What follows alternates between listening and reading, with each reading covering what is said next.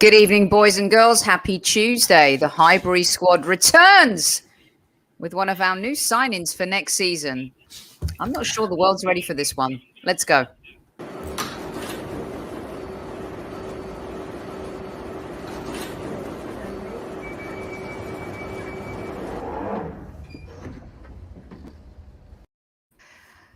Well, welcome. England are through to the knockout stages. Scotland are out. The United States, well, they're just hanging around, doing something, chilling at this point, getting ready for the Olympics.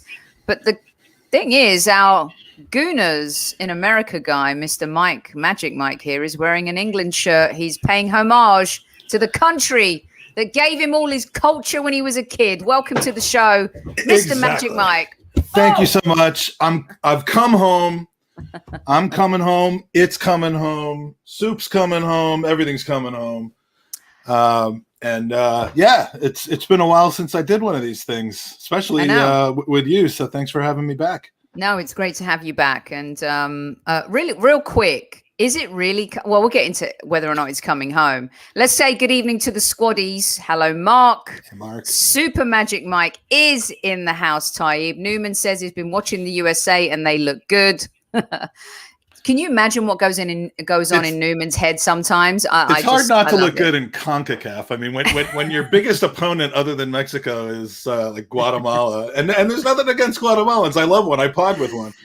But yeah, I mean, it's not exactly the best competition. So well, why? Hold on one second. Look, Archie here. Magic Mike, you're going to get your channel banned. What have you done? What do I not know about? Did you do something terrible? This is something I don't know about. I think he's just talking about my reputation. So I'm on good behavior when I'm on the squad. It's when Sophie's on the Gooners Podcast that I'm unfortunately not on good behavior, and that's been a problem before. But because that's when I think I can behave badly, because I always have to be sensible here and stuff like that. By the way, Keith loves calling you Microwave Mike, and I have to say I'm all for that. I'm all for it. As long as you understand that I've come a long way since those days, you can call me that as an homage to my past, but I have overcome those challenges, and I've gotten my life together, and here we are. And by the way, I have been supporting England in international competitions since 1990, which that World Cup was one of the greatest experiences of my football life that wasn't Arsenal related, because it was the first time I had really watched a World Cup in a country where the World Cup was being participated in. I mean, I think USA made the World Cup for the first time in 30 years or something like that same year, but it was a long shot. There was no one. I mean, Alexi Lalas was on the team, so it was hard to root for the US. But England, man, even though there were no Arsenal players on that team, it was a fun tournament. And ever since then, I've had a soft spot. And it gets harder and harder and harder every single tournament when there are no Arsenal players, when it's all Spurs and Liverpool and City. And well, come on, baby. United, look, we got this guy. Was he not man of the match? Was he? Please tell me he was awarded man of the match. He was a stud. He was man of my match. Holy cow. Do they give out like you know how they have the golden boy, which I always thought was super creepy, like the golden boy award? Do they give out boy of the match and man of the match? Like, is that possible? I'm not sure we want to go down that road right now. But look, yes, Too Extreme and Archie say that he got man of the match, and rightly so. Nice. What a stud, right? Look at this kid. Foden's in the mud. I mean, Foden never can start for England again as long as Saka's healthy. You know, the horrible thing is I wrote to Phil McNulty from the BBC, who's a wonderful human being. And I said to him, Phil, can you see Southgate starting Grealish and Saka in the knockout phase? And he said, unfortunately, no. And it's such a shame, because the speed they played with, Mike, the tenacity, the sense of urgency, the creativity, they did the business in the first half. So they really didn't have to do anything in the second half. They just managed the game in the second half. I'm not comparing the players that were removed in this game either by necessity or by force. No, it's not fair to do that, yeah. Well, but I'm not comparing them. But it is a little bit Boxing Day Arsenal, isn't it? Where all of a sudden, okay, Saka and Grealish kind of got to go in. Because Mount can't play, and I don't know if Foden was being protected because of a yellow, but and we'll see what happens. And all of a sudden, we're like, wow, this team's a little bit more bright on the attacking front, even though it's still just one goal. But yeah, the other thing I think England and Arsenal have in common is that the coach is a little bit Arteta-like in that he wants to play who he wants to play. And no, he'll go it's back. So funny you said that, because Kevin and I said it to Kevin. He's like, totally, like Southgate, you've got this talent and you want to unleash them, but there's this fear, and this kind of playing not to lose versus playing to win. And today, and Jadon Sancho's your Martinelli, basically. Yeah, exactly. Totally. And I don't know who Willian is in this scenario in terms of getting picked all the time. You can't say he's Foden. No, it's not Foden and it's not Sterling, because Sterling is 2 and 3. Kane. Is it Kane? Talk about how did he slow the play down? I mean, he's not looking. Imagine if Ollie Watkins was up there up front, or even Calvert-Lewin. I think it would be a little bit differently. And yes, Mark, we would all like to buy Grealish now, but we know we're not getting him. And the bromance, though, Mike, even coming out the tunnel, you see Saka and Jack together. They're just like shooting the shit, like talking about maybe how they had great tacos last night or something. You know what I mean? They'll be fantastic at Man City. I don't know about Grealish, though. I mean, Grealish had 2 opportunities. He could have picked out Saka or Sterling on that first one, and he just I don't know, man. If he's not going to pass it to Saka in that situation, then I don't think I want him on Arsenal. No, exactly. That was a bit rude. But, I mean, Saka started the move. Jack took it on beautifully on that flank, and then he passed. And Saka almost looked behind to say, dude, you missed my head. Like, I'm right here. And then Sterling. If Saka was just Peter Crouch, I almost called him Petter Crouch, then maybe he could have scored that one. But no. Exactly. We have a request from Universal Greek, one of my people. Yasu Tiganis, Elpizo Galana Ise. Magic Mike, can you make Gareth Southgate disappear? Let's see. I'll conjure up a spell and see what I can do. But yeah, he's about as confidence inspiring as Jurgen Klinsmann was for after a couple of years here in the U.S. I mean, when we win in spite of him, it seems. Although, is he using the players like Saka and Grealish better than Arsenal uses Saka? I mean, that's a question that has to be asked. But his substitutions and the players that he plays, experience in international games is overrated, is it not? I mean, just having done it 100 times before, for some people it's properly rated. But just because you've played 100 caps doesn't mean you're better than a 21-year-old who's just raring to start his international career. I just don't get it with some of these. So, you know what it is, Mike? I think it depends on what country, right? So there's certain, for example, like Finland, if they've got a superstar and he's 17, they're going to play him, right? And it's their first Euros, I think, maybe ever. But I think there's certain nations that they don't have the abundance of riches of France or England or Germany or Italy or the Dutch. And so I think there's certain countries where you don't need as much experience to play because you're actually, even though you may not be playing for your club, if you're in a top European club, you're still the best player for your country. And with England, it's the best team since the Gerrard, Lampard, Rooney, Beckham, John Terry era. And unfortunately, they didn't have, you had Capello during that time, you had Sven-Göran Eriksson during that time, and it always felt, again, like we were trying to put square pegs in round hole. Gerrard and Lampard, well, they clearly couldn't play together, but we just did it time and time again. Taking injured players to tournaments time and time again. And taking Theo Walcott to tournaments for whatever reason. When he was like 16, 17, just for the because he was going to be this protege, which, as we all know, I mean, his best moment in his career was probably this. On a stretcher. It was on a stretcher. Yeah. Best moment ever was being stretched off the pitch for a year. I mean, heroic stuff, really, when you think about it. So do you really think then, you said it at the top of the show, so I'm going to ask Magic Mike, who grew up in London town and has an affinity for England, is wearing his one-star jersey today. Is it coming home? No. I wanted to, but I mean, look, Belgium, France, Portugal, maybe not. Germany's, hit or miss. But I mean, Belgium and France, who's going to beat them right now? Who's going to beat Denmark right now? I mean, I fear for Wales in the next couple of days. There's just so many teams that are on a roll right now. In England, how many times have we seen teams just kind of slog their way through the group stage and then turn it on when they get into the elimination? I mean, it kind of happened with England in that 90 World Cup. I mean, that group was dreadful that England was in. And then all of a sudden, when they got into the elimination phase, Belgium went down to that David Platt wonder goal.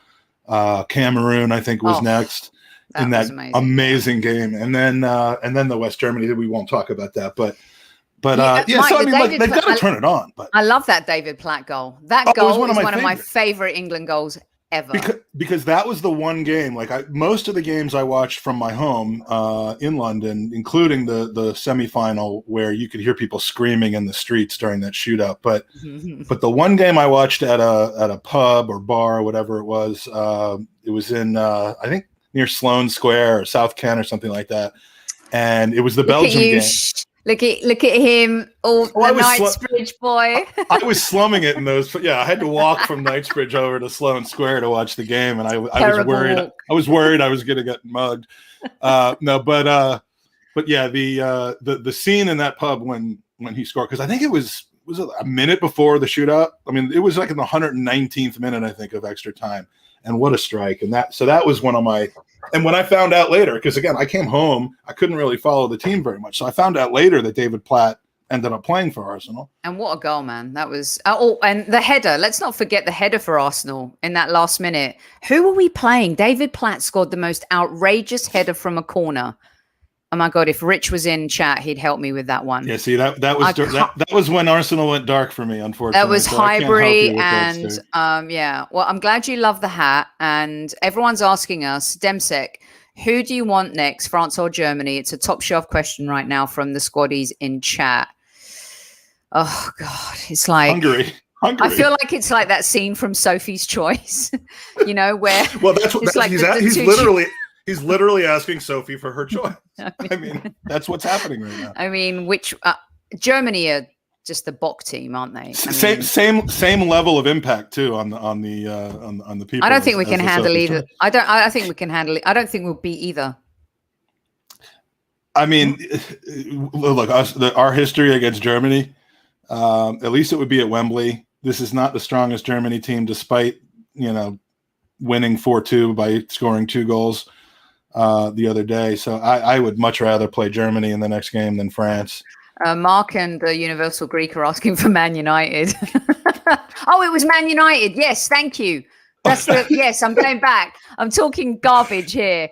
It was against Manchester United. Thank you, guys. David Platt's time at Arsenal was underrated, yes, but that header was against Manchester United. Thank you very much for the reminder.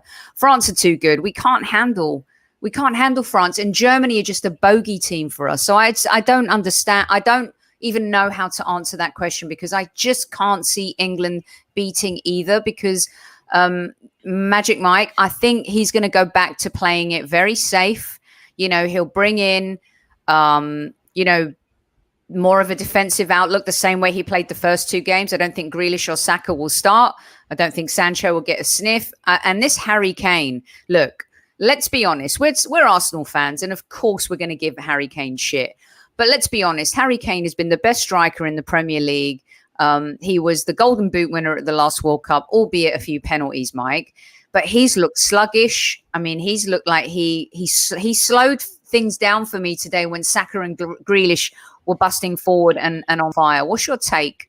This was his best game of the 3, and I still agree with what you're telling me. I mean, he shouldn't be undroppable. I know that he's earned his spot, but I mean that's not going to help us if he has a 4th consecutive crap game against Portugal or France or Germany in the next game. I mean, we have to score goals.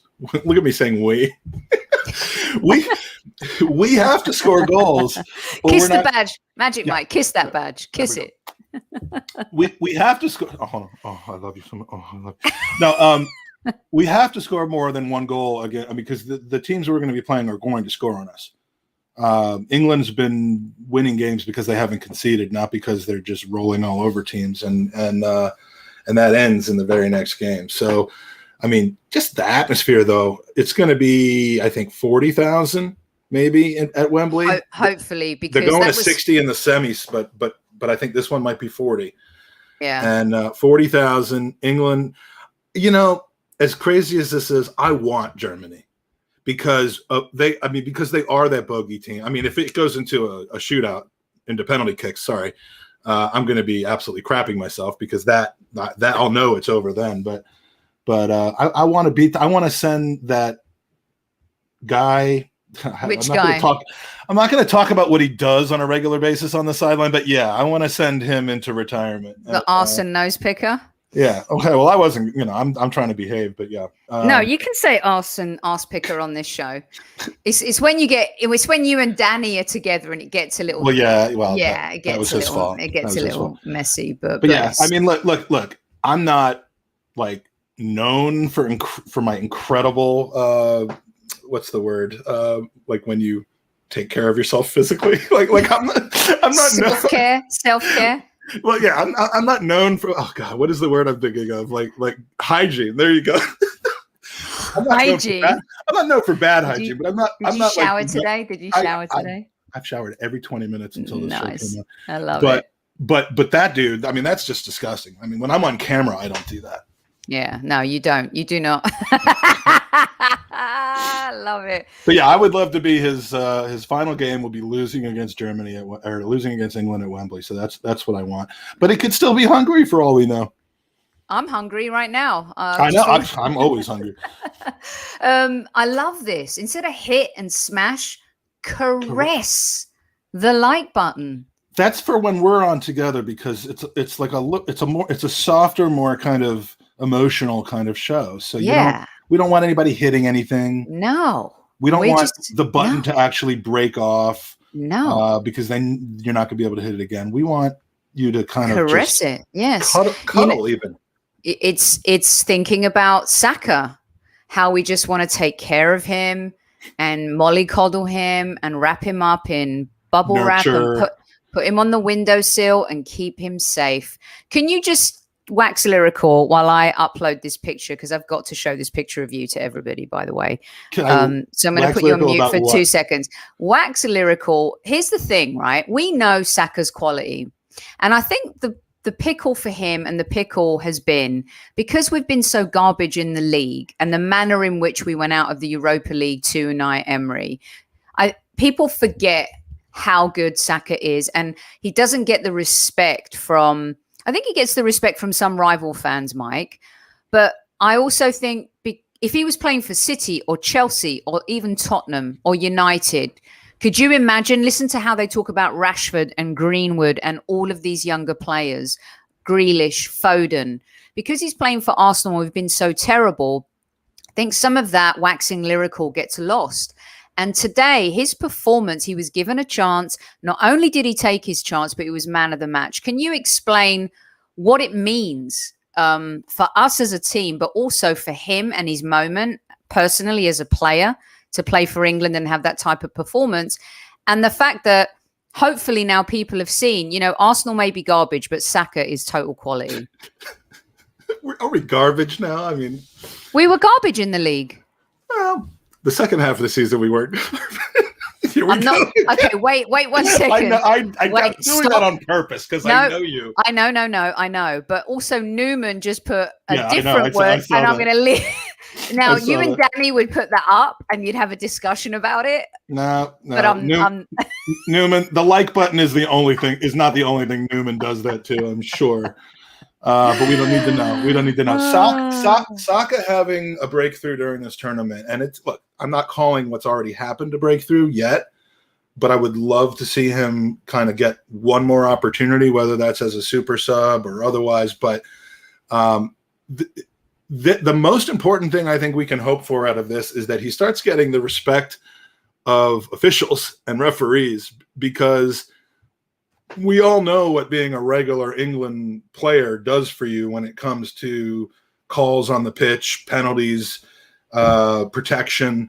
And Saka is obviously, the very first thing that our opposing teams that may not be able to match us for skill on the pitch are doing to take him out of the game is just kicking him at every chance that they get. And so, I mean, if he can get some of that Kane protection, some of that, I don't know if Grealish gets protected. I mean, but that's the most important thing to me. Otherwise, I don't mind him being our own little super secret. You don't need him getting bandied around in transfer talks. We don't need his head getting turned. We want him turning other people's heads and coming to Arsenal. And that is the other part of him possibly being a member of this team is, start being a little super agent Saka. Get Grealish to buy into the project. Take another year off of Europe and come join us. I mean, when you see him play, and we've talked about it with Super Kev on the show a lot, Mike, is that if we don't build a team around this kid, if we don't do the right thing, in 2 seasons. No, you couldn't. And it's going to be the same situation like Grealish. It looks like he's ready to leave Villa. Kane has given Tottenham many years, too many years. Are they not building a team around Grealish now, or well, do you look at Buendia as being his replacement? Exactly. And who was the other player that they came in for? Smith Rowe. Smith Rowe. They're putting in another 30 million bid apparently, and we'll get to some Tuesday transfer torture. I only do it once a week, and if we do not back Saka, we will lose him eventually. This is a very pivotal time for Arsenal Football Club. The next 2 years are huge. He's hanging out with Foden, who's won the Premier League. He's hanging out with, these players that are winning trophies. And he's now going to be part of that England setup. You don't put in a performance like today and not become part of that program and the qualifying for the World Cup and what comes next, Mike. So we've really got to make sure that we do. And maybe this is a good way to transition into the transfer window, because it's insane. We're linked to everybody. Everybody. What's your take on this transfer period? Because until we see someone holding up the shirt and shaking the hand, nothing is real. It's all garbage talk. And a lot of it for me is PR with Arsenal. New shirts come out. Season ticket renewals just came through.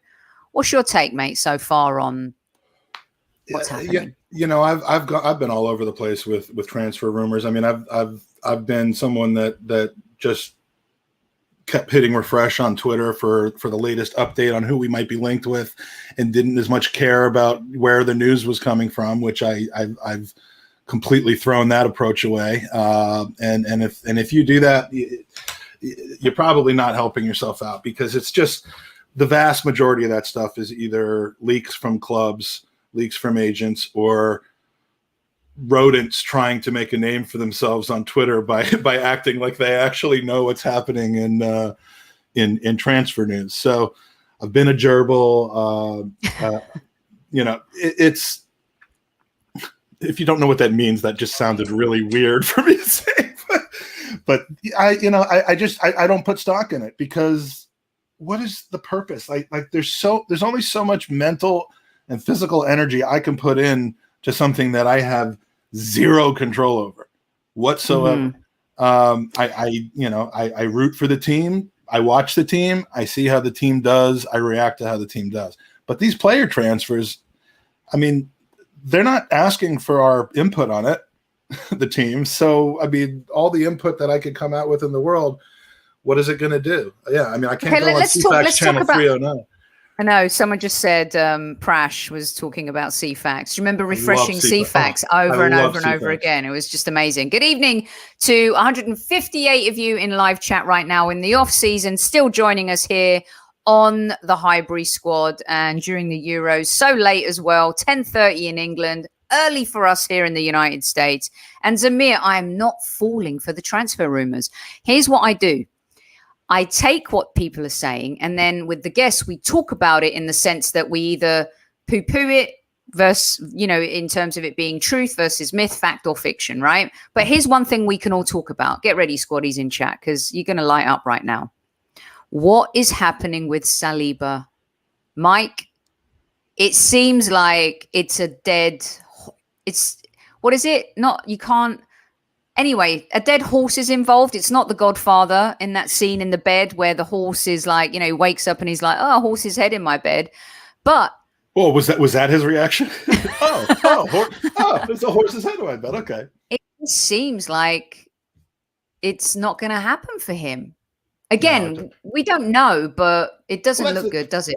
That's the thing. There's a ton of people who just on the surface, he doesn't appear to have been given a chance. We don't necessarily know what the interpersonal relationships have been. We saw one wacky video of him that was from a couple years ago that was a little dubious, wacky, to say the least. That's a nice way of putting it. A little dubious, to say the least. I mean, in my world, that's wacky. That's zany. But yeah, I mean, you know, he's young. We believe he's had some family things. We believe that there's something in him that Arteta is not seeing, or that he doesn't like that he's seeing. We know that he's done a reasonably good to very good job playing in the French league for Nice last year. Although I can't claim to have watched very many of his games, and I wouldn't put stock into a YouTube, you know, highlight type situation. But for whatever reason, Arteta doesn't fancy him, and I mean, to the point now where some of us don't fancy Arteta. Well, and you've got every right to. But you know, I don't know enough about what the situation is behind the scenes with Saliba, Arsenal, and Arteta to make a declarative comment that Arteta's in the wrong. I certainly don't understand why he couldn't be given a chance to excel, to not join the team in preseason, to play a full preseason, play 2 games here in the U.S., play in that tournament in London now, in Scotland, and get a chance to fight for the spot. Why hasn't he been given an interesting evening? Why hasn't he been given an opportunity, Mike, to compete for a spot? Others have, even when he hasn't believed. Look, he's ostracized certain players. I think he's ostracized Saliba in a classier way, right? So basically, Guendouzi went on loan to Hertha Berlin, but we knew it was a done and dusted deal, and the whole rhetoric around that. Yeah. He's never playing for Arsenal again. Martinelli kind of seems like I'm not playing him because I really want to take it slowly with him, and I do believe he feels like he'll be given a chance. I think the extension of a contract for the God, his name's slipping my mind right now, and he's like my favorite player that's ever played for Arsenal for 10 minutes. Striker, the striker from their U23. Oh, Sonogo? Sonogo. No, Balogun? Yeah, I think Balogun's like literally my favorite Arsenal up-and-coming player, and I couldn't remember his name. He's extended his contract. So whatever they've been told about their future, it isn't a bust-up. Saliba is a different situation. He's been given constant, you know, I mean, the French press are trying to constantly get him to slander Arsenal, and he seems to be a willing participant in at least giving them fuel. And that could be extending this rift between him and Arteta. But I mean, the mistake was made last August or September, I think, when they had to put in their final squads of not including Saliba in the squad. Once that mistake was made, he had to go out on loan. It's not like we could have used him last season or not. So it wasn't like a Martinelli situation where every game he was available to be used and he wasn't. He was on loan for the whole season because he wasn't included in our squad. So, and didn't they admit that might have been a mistake? Like a clerical or like some sort of, I mean, you don't make mistakes at that level. That's not okay. I think it was an excuse, to be honest with you, maybe. You know, to cover up for the fact that, look, there's players that managers inherit, right, Mike? There's players that, you know, he didn't buy Pepe. He didn't buy Tierney. You know, he was squeezing Willian ahead of Pepe, realized that mistake, started playing Pepe. Tierney's a different kettle of fish, right? But they're not his players. Guendouzi wasn't his player. Torreira wasn't his player. Mavropanos wasn't his player. You know, and the same thing for Saliba. He's not his player. And I will give him this caveat in the sense that if you really want to build a successful team, you have to build it in your image. You know what I mean? And he deserves one more transfer window to be able to do that. To build a team in his image that is completely going to play with his personality, his style. The best managers, I say ad nauseum on the show, Mike, The best managers do that. Conte's done it at Juventus, at Chelsea, and at Inter. Klopp did it at Dortmund, and he's done it at Liverpool. Pep has done it with Bayern, Barcelona, and Manchester City. Diego Simeone has done it at Atletico. And I think he deserves the opportunity to be able to do that in this transfer window. But I don't think also ostracizing young players. I don't think ostracizing young players is the answer either. And I just think that he hasn't put his arm around some of these younger players to give them a chance, to show that he can manage, to do some of the things that, Greenwood hasn't had a good time at Manchester United. Solskjaer's tried to bring him in and manage him in a different way. He's a bit of a trickier personality to Rashford. Rashford is much more elevated in terms of his personal life, the things that he's doing. And that's what concerns me about Arteta is that does he have that chip? You know what I mean? Yeah, well, I don't know. And if you look at if you are still hoping, not expecting, not backing, not backing's not the wrong word. I meant from like a gambling kind of way, not from an emotional way. But like if you still are looking at Arteta as building something long term here, and I acknowledge if you don't, you have every right not to at this point. But if you look at it that way, then you have to say these situations where it seems odd that he's not playing Martinelli. It seems odd that he's playing, that he's so slow to recognize that there are players that should be playing in front of Willian like Pepe. You got to let him learn from those situations, and he has to keep learning and not being stubborn about it. But if Saliba isn't his guy, and it's more than just I didn't sign him, it's I don't see his play being compatible with the way I want to play for whatever reason, then, look, I'm not opposed to having Ben White play instead of Saliba. The fact that we, would be paying more for Ben White, if Ben White is going to be a better player, and I've heard some very, very good things about Ben White. I don't know that they're 50 million pound things, but that's because he's a British player. That's, you and I know. It's a British premium. Absolutely. And that's the market, which is really just bizarre sometimes to me, considering that maybe Ben White would be a really good purchase right now in terms of fact he's played for Brighton. He hasn't really played in any major competitions other than the domestic trophies. He's got a call up to England because of injury, and now he's worth 50 million. That's the market dictating his price, but also the need, right? Supply and demand. And instead of him being a 25 million pound player, he's a 50 million. Is he 25 times better than Rob Holding though? Because you'd have to be 25 times better to justify that price. Well, look, I ask you this question, Mike. Is Saliba, look at us defensively. Yes, we've improved since January, and we have elevated our place in the form table. But are you telling me that Saliba can't challenge a Holding or a Pablo Mari or at the time a David Luiz and even a Gabriel to start just to see? There's something not quite right. I think there's a personality test you have to pass with Arteta. And I'm cool with that because he's the manager right now. But I think it's more with Guendouzi and with him, it's more of a personality versus talent. Because Guendouzi's a talented player. Saliba's a talented player. Look at Fofana right now at Leicester, mate. He played alongside him. And he's now played how many Premier League games and got all that experience at Leicester? I just came up with a theory. I love it when you're spontaneous with your theories. Does it have anything to do with spammers in chat, by the way? It does not. It has to do with me ignoring spammers in chat, which is unfortunately to the detriment of anyone who would like to get an actual comment up on the board. But look, we don't let them get us down. But my theory is it is kind of like that, though, because you have a clique of spammers here, clearly.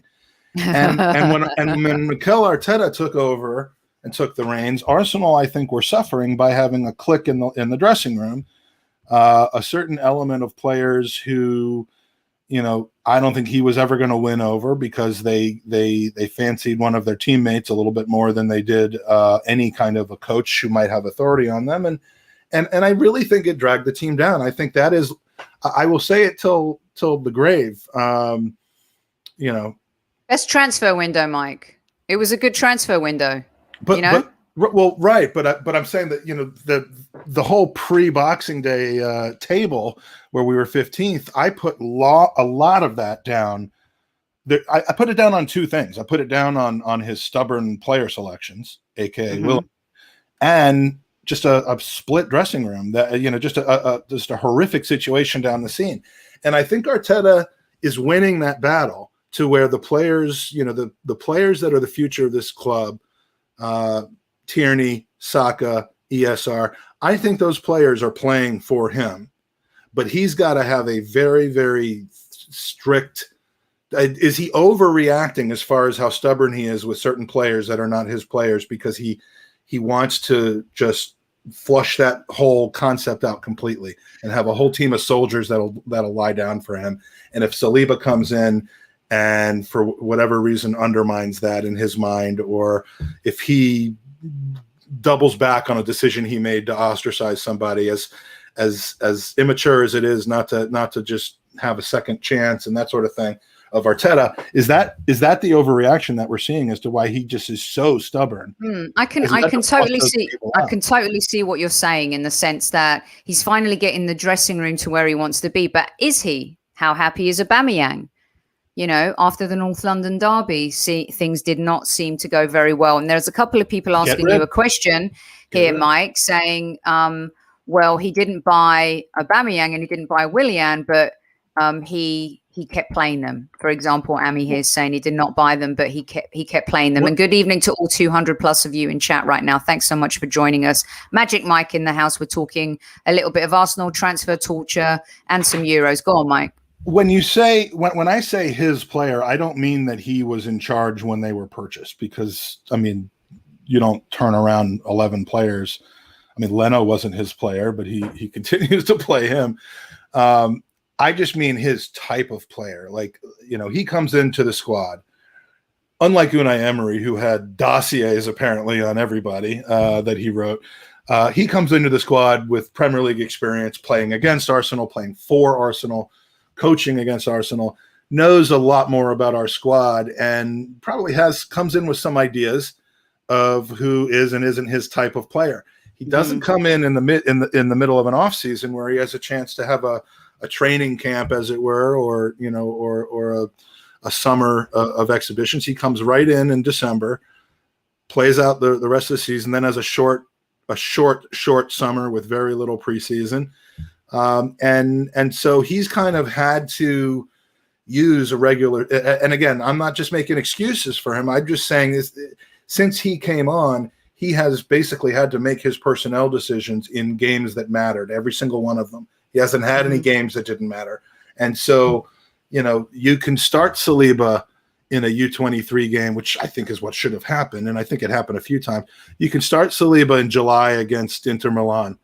And see how he does in Orlando, or you can start Nketiah in Charlotte and LA like he did 2 years ago.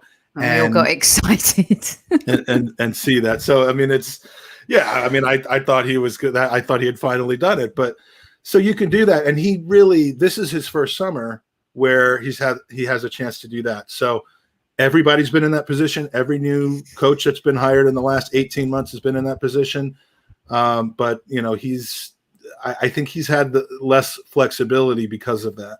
Yeah. And my only hope is that players can go out and win or lose their position over about 6 or 7 preseason games starting in about 3 weeks. And that it won't just be predetermined that the same, experienced players are taking the spot of their younger brethren. Yeah. Prash brings up a good point. One of our greatest players, Bergkamp, was bought by one of our worst ever managers, but it was David Dean, really, Prash, that bought in Dennis. And I hear what you're saying, and there's a lot of validity to that. But, that was more of a club coup and a pedigree Arsenal signing versus a Bruce Rioch made that happen, because he did not. He had connections. He had connections in Deutschland, or not Deutschland, in the Netherlands. And the point is that we still did sign him. Let's see. I think Mike is right about those players: Ozil, Sokratis, Mustafi, Guendouzi, Kolasinac, Mavropanos, maybe even Saliba.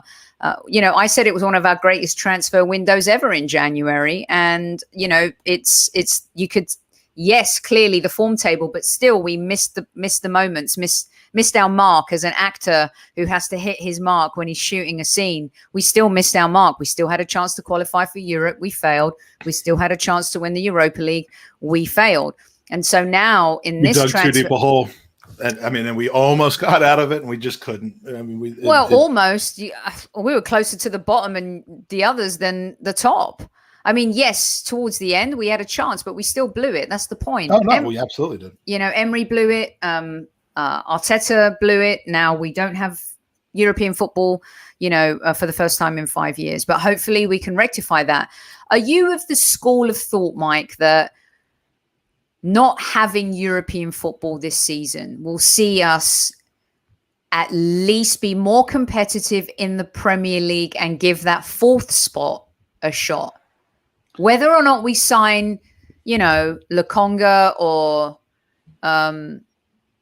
whoever else we're associated with right now, can you see that as a positive? Are you in the bank of I'm cool with not having European football this year? I'm not, because from a financial point of view, I don't think it's a good thing. Well, I mean, the question that really tests your theory on that would be, would you have been all right with Conference League?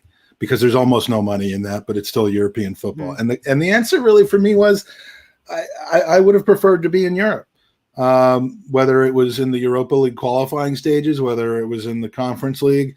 And the main reason is, besides the selfish reason of European away days, which is a great time, no matter what competition it's in, is that we might, had we not been in Europe last year, we might not have seen Emil Smith-Rowe break into the starting 11.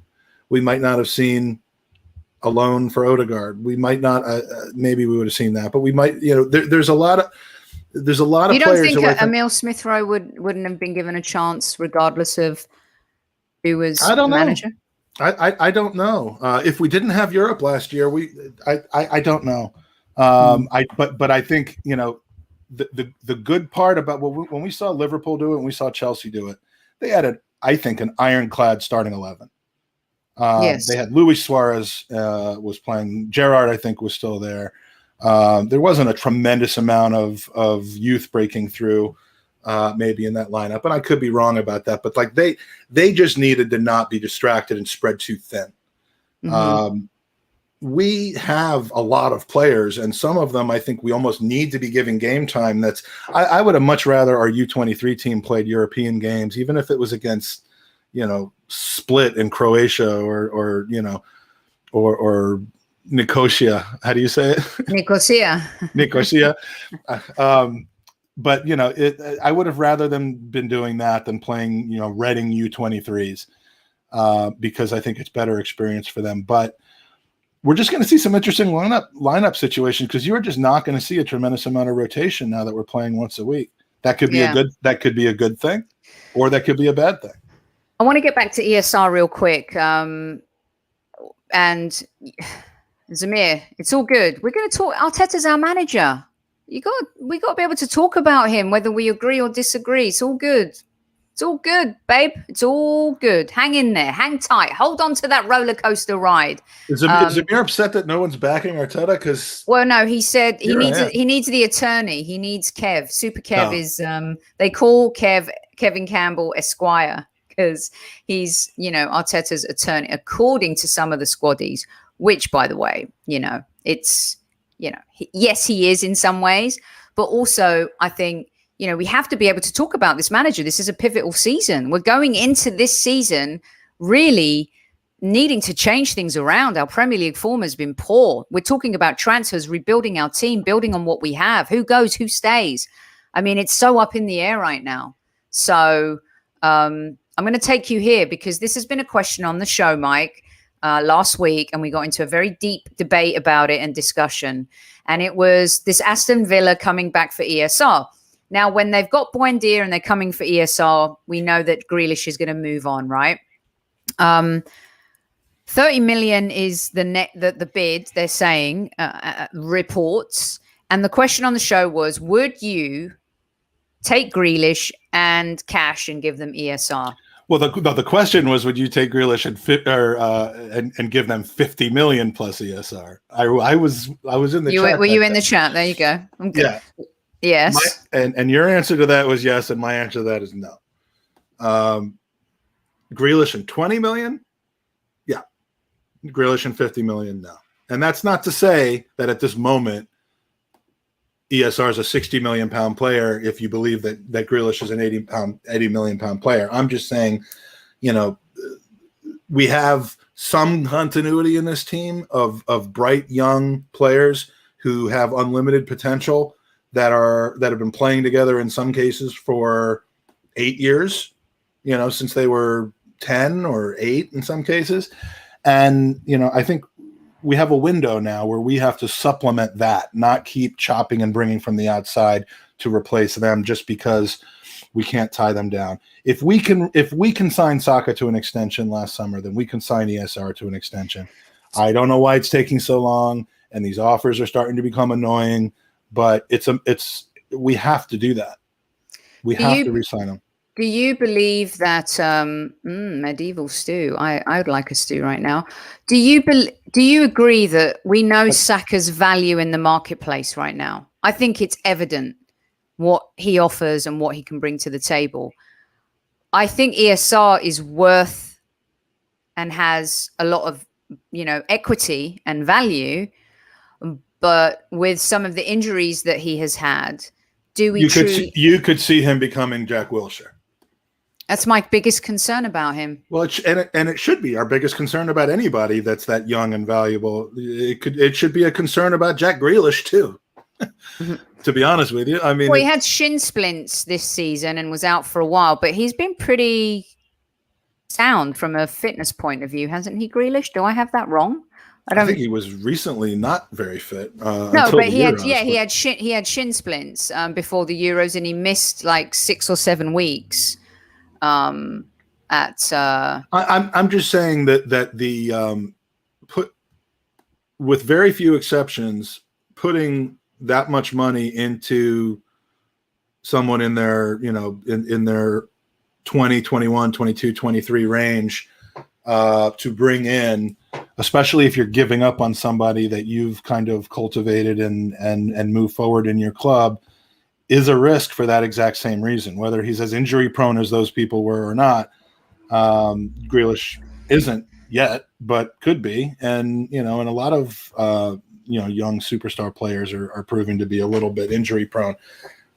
Every signing's a risk, isn't it, Mike? Yeah, every signing's a risk. Well, and I'd rather would it kill us? I know that we were supposed to act like and compete with the Bayern Munichs of the world. I know that was what the comment was. And Bayern Munich is unfortunately a one-off where they rule their country. They're where everybody wants to play, bar very few exceptions. And so they get deals that nobody else can get because they don't just go splashing 120 million pounds on anybody. So maybe the teams we should be emulating a little bit more closely is Borussia Dortmund.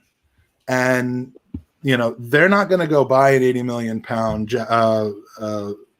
person. They're going to buy a bunch of Sakas and ESRs from a couple years ago and Jadon Sancho's and Jude Bellingham's and be the team that turns them into those players. And then their problem is holding on to them. But, I'd rather have that problem than becoming a truly selling team who can't even, hold on to their academy products. Becoming a true selling team? Did you just say that out loud? Mum, Papa, can you hear me? No, we haven't been a selling team lately. We've been a paying to go away team lately. We used to be. We were a selling team in like the first 9 years of the Emirates. Then we just became a just please leave team. Yeah, I mean, Jude Bellingham is the one that got away from everyone, really, if we look at it from that point of view. Okay, we're 49 minutes in. We've been talking a little bit of Tuesday transfer torture. There's a long way to go until the end of the window. We've been associated with plenty of players, but today we're focusing on the players that we have, and in particular Saliba. You guys, if you're listening on replay, let us know what you think. Dive into the conversation. Have your voice heard in our football democracy. And let us know what you think. I think he deserves a chance. He deserves a shot. He's had 2 great loan spells now back in Liga. I actually thought Mavropanos deserved a shot, to be fair. When you look at some of how CBs have played. But if we sign Ben White, great. And I hope he ends up being, I'm going to say this very loosely and carefully. I hope he becomes, if you're going to invest that much in an English player, I hope he becomes the second half season Harry Maguire at Man United this season. Does that make sense, Mike? Yeah. I mean, you want him to be a backstop and a guy who we can really get behind and can be a regular player out there because, last year we did the partnership thing. We did Holding Mari, and then we did Luis Gabriel, and it was like Sunday, Thursday.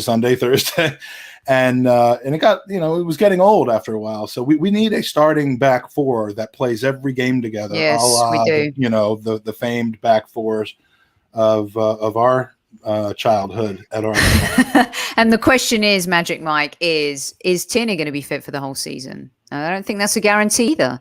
So we need cover. Maybe Kieran Trippier could be the backup left back. I mean, he is for England, so. But yeah, no, he play left. Wait, we have a play like that. His name's Cedric Soares. No, what's happened to him? Yeah, Soares, Fernandez. I have no idea, but we need to clear out. We went from having 3 center backs in the entire squad to now having 8 if we get Ben White. And whatever happens, and we'll always second guess who we chose. But it started with Zach Medley is now gone, which is a shame because I thought he was promising, but there's too much traffic in front of him. But Holding, Mavropanos, Saliba, Luis is gone now. Mari, I like. I mean, I'd go with. He's a good player. If we assume it's either going to be Saliba or Ben White, and it's looking more like the latter. Ben White,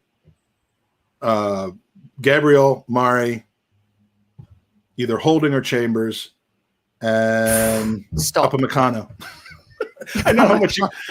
Upamecano's gone, mate. He's gone already. Umtiti. I know how much. I know how much. Did you say Umtiti or Umtiti? Yeah, you know exactly what I said, and you know exactly what I meant. I know how much Chambers sets you off, and. Got to move on. Holding needs to go. Oh, thank God, Tom. I thought I saw another comment with time and then what you said, and I put them together. I could live with that. And rush to judgment. The tank. Yes, all of the Kolasinac, Chambers, Holding, El Neni. He's still under contract. I know he is, but he's got to go. We're going to kick him out the door. I would let him go for free. I would cancel that contract. Well, we're going to let him go for less than free. We're going to pay him. And exactly, another player who's going to go for tuppence. Right.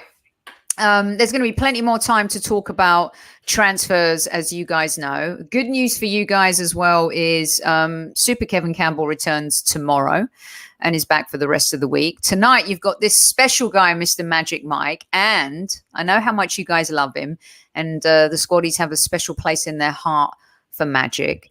And today we announced that Magic is going to be coming back next season for a new segment.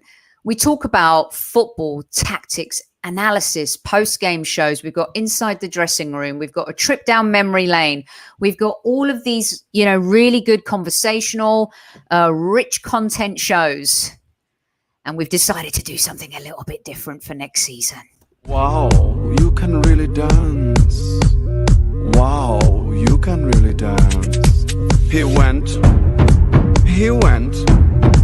They said we've both been dancing all this time. What a coincidence. I have no idea what that song is. One of our podcast's first early listeners just started sending me photoshops of myself a few years ago. His name is Sebi.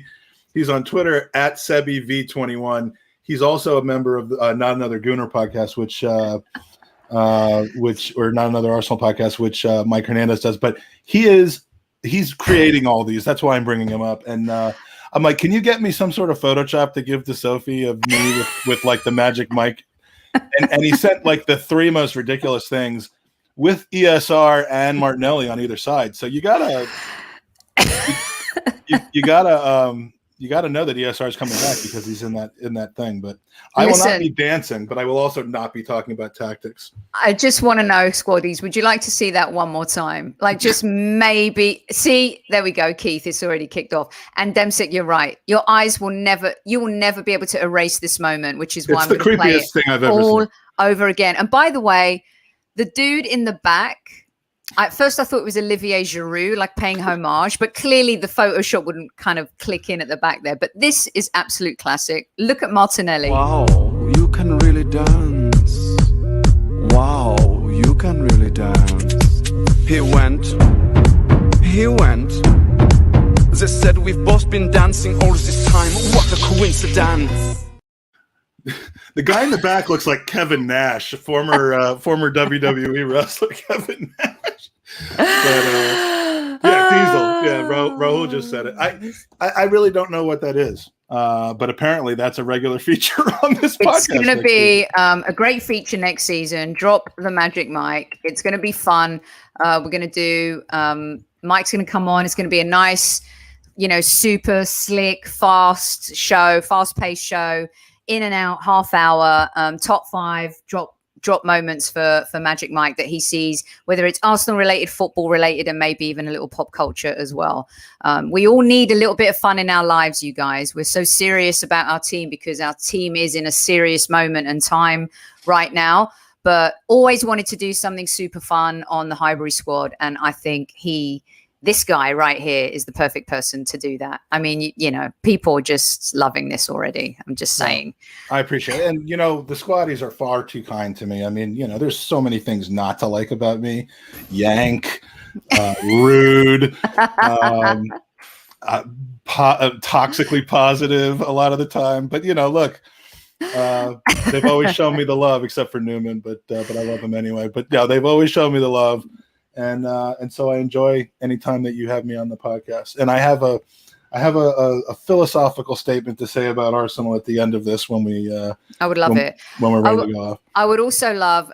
By the way, we've had notes from Iceland tonight and India and all sorts of places. And Mohammed just wanted to say hello to you in Sudan.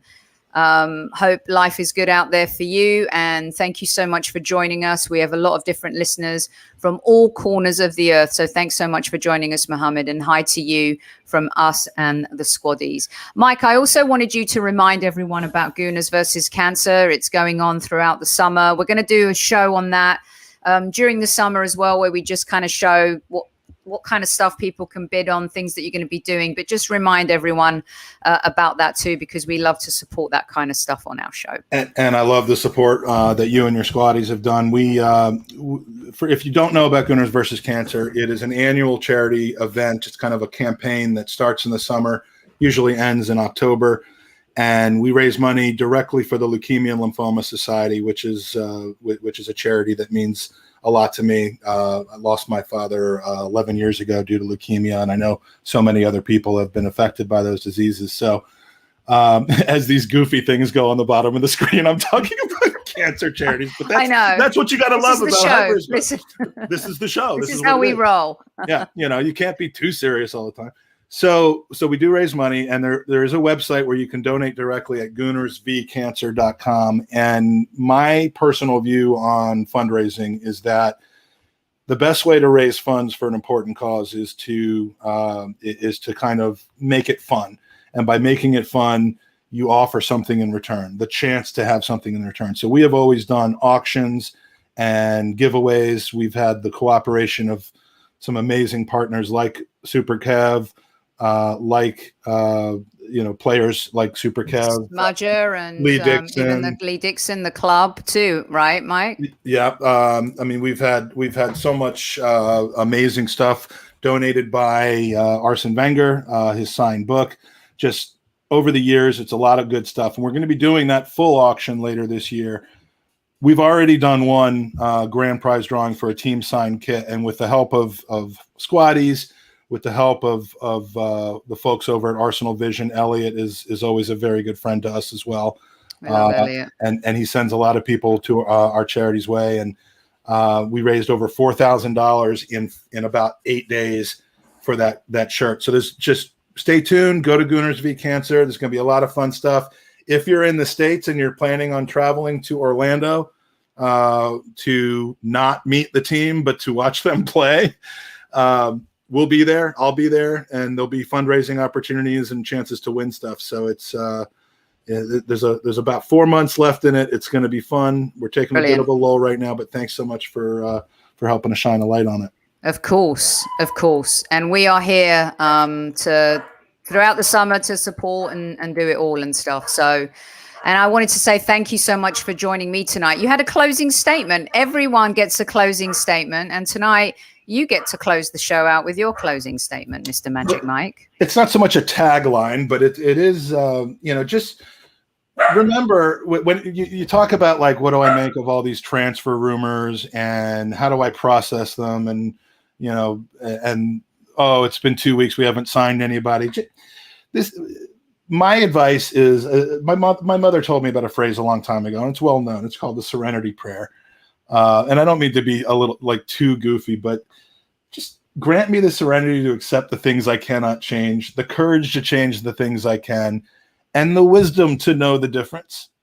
Screaming on Twitter all day is not going to win us the Premier League. So I love that. Have your say, but when it comes to your own sanity, have the wisdom to know the difference of what you can and can't control. And that's my Mike moment. Mike, that's a beautiful moment. I love that saying. And you're so right. It's shush, Vinny. This is Mike's moment. Vinny, Mike's trying to close the show. I would have been upset about that, except I understood that I could do nothing to change it. So I had. No, I love that, and you're right. I mean, there's no use in fighting and going back and forth. If you have an opinion, if you don't agree, that's fine, you guys. There's going to be a lot of movement between now and the end of the transfer window. But beautifully put, and I think that's all we have to say today. Look, now you're getting, everyone's like, Mike is Confucius, and you're getting and then like accidentally before the show goes off the air, I'll take off my shirt or something like it's class mixed with a complete lack of class. I love it. It's seriousness mixed with ultimate goofiness, but that's what I love, though. That's what I love about you. And words of wisdom from the dilemma. Could you try again?